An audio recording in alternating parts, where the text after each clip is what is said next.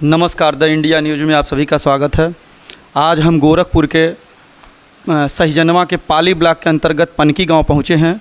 यहां पे 14 अगस्त को एक हत्या हुई थी धीरज मुनि पांडे उर्फ गुड्डू पांडे की, और 14 अगस्त को शाम को 5 बजे के करीब घटना हुई थी। एक पुलिया पे बैठे हुए थे अपने गांव के बगल में, वहां पे इन हत्यारों ने उनकी गोली मार के हत्या कर दी थी।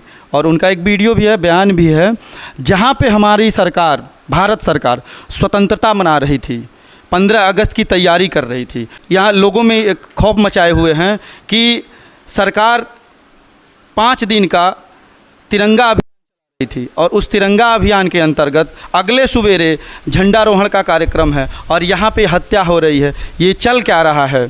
ये इस सरकार में, इस सरकार की क्या व्यवस्था है कि जो दिन दहाड़े हत्या की जा रही है। आज हम उस पीड़ित परिवार के यहाँ पहुँचे हैं। आइए हम जानते हैं उनसे कि इन परिवार की, पीड़ित परिवार की क्या मांगे हैं और क्या व्यवस्था चाहती है। शासन और प्रशासन से अभी तक क्या व्यवस्था मिली है, किसकी गिरफ्तारी हुई है, किसकी नहीं है, आइए जानते हैं हम उनसे।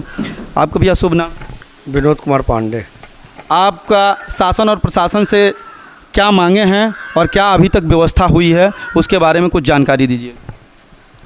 शासन से हमारी मांगे जो है 5 सूत्री मांगे थी। उस दिन हमने ज्ञापन भी दिया था कि मृतक परिवार को जो महिला विधवा हो गई है उसको सरकार के तरफ से 50 लाख रुपए, उसको एक नौकरी और उस परिवार की सुरक्षा के लिए अस्त्र और शस्त्र, और जो विपक्षी है, जो हत्यारे हैं, उनके घर जो है जितने शस्त्र हैं उस लाइसेंस को निरस्त किया जाए और उनके घर बुलडोज़र लगाया जाए।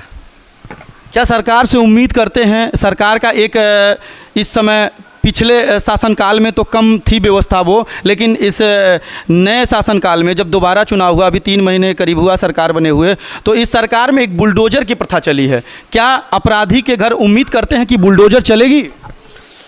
बुलडोज़र बाबा के ही नाम से इनकी दोबारा सरकार बनी, और मैं यह कई बार कह चुका हूँ कि अपराधियों के घर बुलडोज़र। हमें विश्वास है कि बुलडोज़र अगर अपराधी 2-3 दिन के अंदर अगर नहीं मिलते हैं तो निश्चित रूप से बुलडोज़र प्रशासन को चलाना चाहिए, और जो अपराधी हैं वह जेल के सलाखों में जाना चाहिए।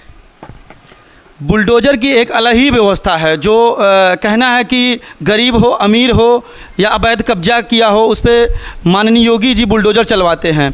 लेकिन यहाँ पे देर क्यों हो रही है? आज 8 रोज हो गया हत्या हुए, लेकिन अभी तक पूर्ण रूप से एक ही व्यक्ति गिरफ्तार हुआ, अभी तक गिरफ्तार नहीं किए जा सकें। और बुलडोज़र का परिवार तो कह रहा है कि 3 दिनों में अगर गिरफ्तार नहीं होते हैं तो बुलडोज़र की उम्मीद की जा रही है कि बुलडोज़र चलेगा, लेकिन बुलडोज़र बहुत जल्दी चलना चाहिए, ये देर हो रही है। और जगहों पे तो एक ही 24 घंटे के अंदर बुलडोज़र पहुंच जा रहा। क्या ऐसा तो नहीं है कि माननीय विशेष समुदाय के अपराधी हैं, इस वजह से बुलडोज़र नहीं चलवा रहे हैं? अगर ऐसी होगी तो देखिए, ये ब्राह्मण परिवार से हैं और कुछ ब्राह्मण संगठनें भी कर रही हैं कि उग्र आंदोलन भी किया जाएगा। क्या लग रहा है कि उग्र आंदोलन भी आपके ब्राह्मण समुदाय आपके साथ है? बिल्कुल, उत्तर प्रदेश नहीं, पूरे भारत के ब्राह्मण हमारे साथ हैं, और हर जगह से फ़ोन आ रहा है हमारे पास कि अगर कोई कार्रवाई नहीं होगी तो सारे ब्राह्मण समाज के लोग, हम लोग आंदोलन करने के बाध्य होंगे।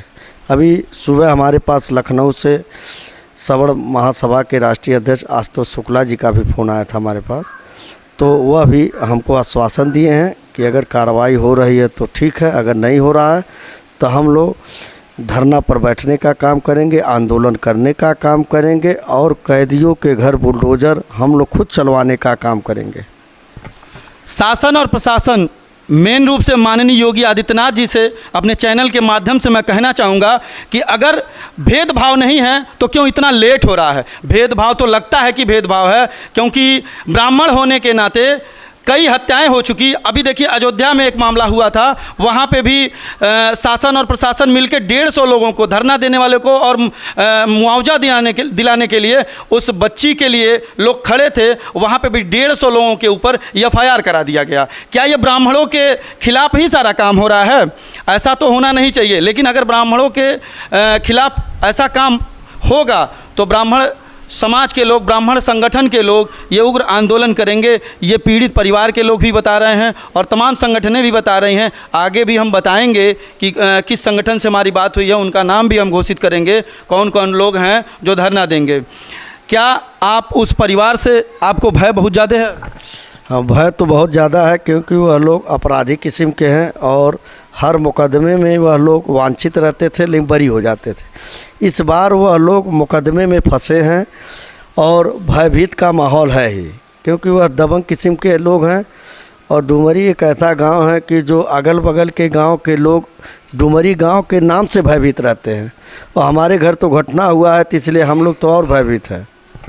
मैं ये दबंग की बात किए हैं भैया, और मैं खुद ही इनके यहाँ आने के लिए रास्ते में कई लोगों से इस गांव का नाम पूछा और प्रधान जी का नाम पूछा, तो दबंग तो है ही हैं, कुछ लोग गांव का नाम बताने से ही मना कर दिए। हमने यहाँ तक खुल के कहा कि जिनके घर हत्या हुई है 1 हफ्ते पहले, उनके घर हमें जाना है, तो बोले यहाँ कोई हत्या नहीं हुई, हम लोग जानते ही नहीं हैं, ये गाँव जानते ही नहीं किधर है। इतना दबंग परिवार है और सरकार अभी एकदम सुस्ती से काम कर रही है। ऐसा होना नहीं चाहिए। सरकार को भेदभाव नहीं रखना चाहिए। सरकार कहती है कि सबका साथ सबका विकास, तो ये ब्राह्मणों के साथ भेद क्यों हो रहा है?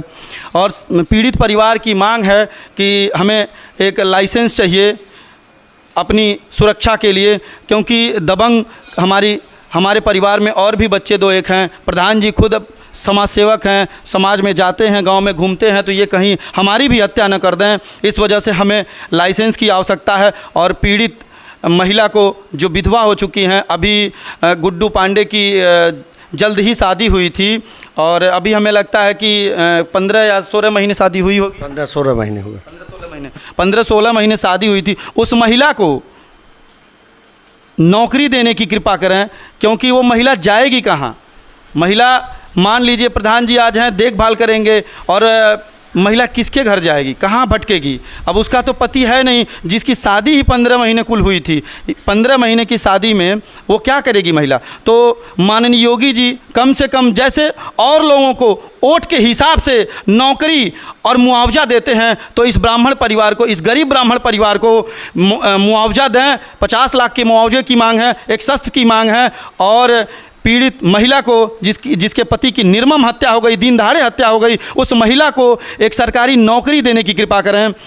सरकार से कुछ और भी कहना चाहेंगे या और भी मांगे हैं आपकी उसके बारे में? नहीं, और हमारी मांगे नहीं हैं। जो हम मांगे हैं, सरकार ईमानदारी से हम लोगों का सहयोग करे। क्या यहाँ के विधायक जी आपके साथ हैं? जी, अभी आप कुछ लोगों का बता रहे थे कि विधायक जी हमारे साथ हैं, यहाँ की एसएसपी साहब हमारे साथ हैं, बहुत मदद कर रहे हैं, खुल के मदद कर रहे हैं, और उन्होंने 25,000 का इनाम घोषित किया अपराधी को, और कहे हैं कि अगर 1 दिन में या 2 दिन में नहीं गिरफ्तारी होती है तो 50,000 का इनाम किया जाएगा। उसके बाद उसके बाद भी नहीं गिरफ्तारी होती है तो बुलडोजर की भी व्यवस्था की जाएगी। तो इनका सपोर्ट कौन कर रहा है? जो खुल के आ रहे हैं, वो भी बीजेपी से सुनने में आ रहा है, जुड़े हुए लोग हैं, उन लोगों के बारे में आपको कुछ जानकारी हो तो बताएं। इनका सपोर्ट गोरखपुर फैजाबाद स्नातक के एमएलसी देवेंद्र प्रताप सिंह, जो भारतीय जनता पार्टी के नेता हैं, वह कर रहे हैं। कंपियरगंज के विधायक फतेह बहादुर सिंह जी कर रहे हैं। यह दोनों लोग जी जान लगा दिए हैं। कितने लोगों के पास फ़ोन भी कर रहे हैं कि यह मामला किसी तरह सॉल्व हो जाए, लेकिन सॉल्व होने का कोई संभावना नहीं है। और यह लोग लोकतंत्र की हत्या कर रहे हैं कि भारतीय जनता पार्टी में रह करके कि राम राज्य है, बाबा जी के सरकार में राम राज्य है, लेकिन यह राम राज की जगह रावण राज ला रहे हैं दोनों लोग। इन लोगों को तो पीड़ित पक्ष के घर आना चाहिए, उसकी सहानुभूति लेनी चाहिए, पूछना चाहिए, लेकिन जातवाद में इतने लीन हैं देवेंद्र प्रताप सिंह और फतेह बहादुर सिंह कि एक जातिवाद की वजह से एक पीड़ित ब्राह्मण के घर वह लोग आने के लिए क्या मुलजिम को चाह रहे हैं कि बाइज्जत जिस तरह रिश्तेदार को बुला करके उनका सम्मान होना चाहिए, उस तरह वह जुगाड़ में लगे हैं कि किस तरह इन लोगों को हम लोग सही ठिकाने पर लगाने का काम करें।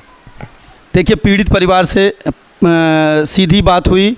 इन लोगों ने बीजेपी के ऊपर पूरा आरोप लगाया है, और जहाँ तक मेरी जानकारी है, माननीय मुख्यमंत्री जी के बहुत करीबी हैं ये, राइट और लेफ्ट रहने वाले लोग हैं, और ये लोग जब इस तरीके का घिनौना काम कर रहे हैं तो बताइए आम लोगों का क्या होगा? आम लोगों के आम लोगों की मदद न करके, प्रधान जी ने अभी कहा कि सहानुभूति लेना चाहिए, आना चाहिए, तो आके न विरोध कर रहे हैं खुलेआम, और वो भी मंत्री जी के, मुख्यमंत्री जी के करीबी माने जाते हैं। चलिए आगे और भी हम जानकारी देंगे, लेकिन इसी के साथ पंचानन पांडे गुड्डू कैमरा पर्सन के साथ।